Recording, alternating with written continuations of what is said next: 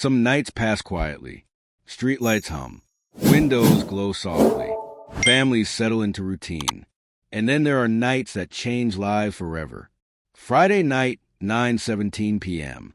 A quiet suburban street was suddenly flooded with flashing red and blue lights. The sound of sirens cut through the air like a warning no one had time to understand. Doors cracked open. Curtains shifted. Phones were raised instinctively. On the sidewalk, a black teenager lay face down on cold concrete, his cheek pressed against the ground, his breath uneven, his heart pounding, so loudly it felt like the world could hear it. "I didn't do anything," he kept saying. But the officers didn't slow down. They didn't ask more questions. They didn't verify facts. They didn't hesitate. Metal handcuffs snapped shut around his wrists. And in that moment, a mother somewhere across town felt something she couldn't explain. A sudden, crushing fear. This is a story of a black teen arrested without evidence. And the mother who refused to stay silent before the police lights, before the cuffs, before the fear. Jamal Carter was just a kid trying to survive adolescence. He was 17 years old, tall, but still growing into his frame. Quiet in class, loud on the basketball court. He lived with his mother, Angela Carter, in a modest neighborhood where people knew each other's names, but rarely knew each other's struggles. Jamal wasn't perfect. He sometimes forgot chores, sometimes stayed up too late gaming, sometimes dragged his feet about homework. But he had never been in trouble with the law, never arrested, never suspended, never even given detention. Teachers described him as polite and focused. His coach described him as disciplined. To his mother, he was everything. Angela Carter had raised Jamal on her own since he was 6. She worked long hours as a hospital administrator, early mornings, late nights.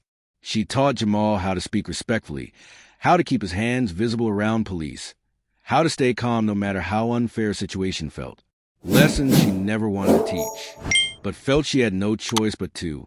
"Always come home," she told him, "no matter what." That Friday night, Jamal promised he would. At 8:54 p.m., Jamal sent his mother a text, "Leaving Marcus's house now. Walking home." Angela replied moments later, "Be safe. Call me when you're close." The message showed as delivered, but Jamal never responded. 2 blocks away, someone dialed 911. The caller sounded uncertain. "There's, someone walking around. Looks suspicious." Dispatch asked for details. "Well, he's a black male. Teen. Hoodie. Walking slowly." No crime reported. No property damage. No victim identified. Just suspicion.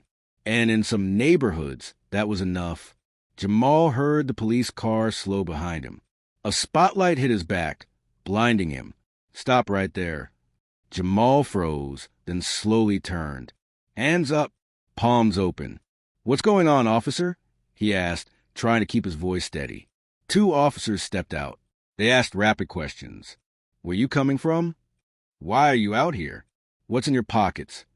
Jamal answered honestly, "I'm walking home from my friend's house." They searched him. Empty pockets. No weapon. No stolen items. Still, something shifted. One officer stepped back and spoke quietly to the other. Then came the command, "Turn around." Jamal's stomach dropped. "Why?" he asked. "Did I do something?" "You fit the description," the officer said. Cold metal closed around his wrists. Jamal's voice cracked. "I didn't do anything wrong." The patrol car door opened. People began to gather. Some stood silently. Some whispered. Some recorded. No one intervened, because no one wanted to be next. At 9:29 p.m., Angela's phone rang. A known number. Her heart sank. "Ma'am, this is the police department. Your son has been detained." Detained. Not arrested. But Angela knew better. "Where is he?" She didn't wait for details. She grabbed her keys. Angela pulled up to flashing lights. Her son was sitting on the curb, handcuffed. Her chest tightened, but her face stayed calm. She stepped out of the car, and she pulled out her phone. Angela didn't scream. She didn't cry. She didn't touch the officers. She pressed record. What is my son being detained for? She asked clearly. The officers hesitated. A possible burglary. Angela kept her voice steady. Where did this burglary occur? No answer. What evidence do you have? Silence. Angela opened her son's phone location history. Time-stamped. GPS verified. She pulled up text messages. Video doorbell footage from Marcus's house. This shows where he was, she said calmly. And this shows when he left. People leaned in. Phones zoomed. The officers shifted. One officer stepped aside and made a call.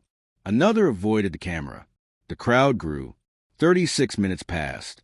Finally, the cuffs were removed. No apology, just a warning. Angela looked directly into her phone. This is what our children face every day. By morning, the video had millions of views. Headlines followed. Debates erupted. People asked the same question. What if his mom hadn't come? The police department launched an internal review. Body camera footage contradicted reports. The burglary call? Unsubstantiated. The detention? Unjustified. 2 officers were suspended. Policy changes announced. But trust was already broken. Angela didn't stop. She spoke publicly. She organized town halls.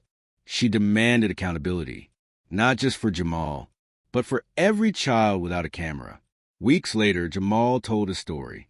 About fear, about humiliation, about relief when his mom arrived. She didn't panic, he said. She protected me. This wasn't just an arrest. It was a warning and a lesson. Silence protects systems. Evidence exposes them.